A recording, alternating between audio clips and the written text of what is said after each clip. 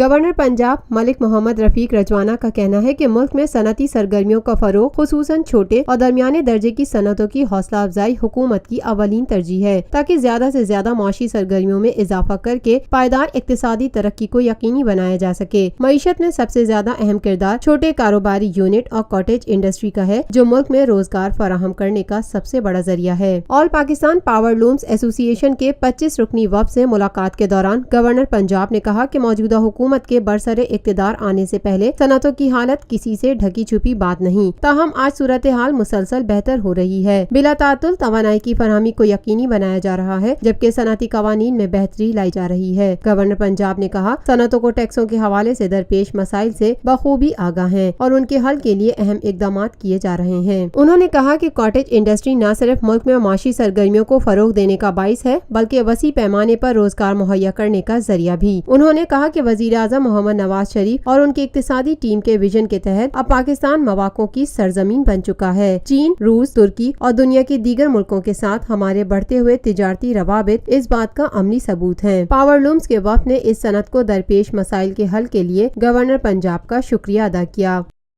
Lotus Lake Towers, a groundbreaking endeavor by Lotus Properties.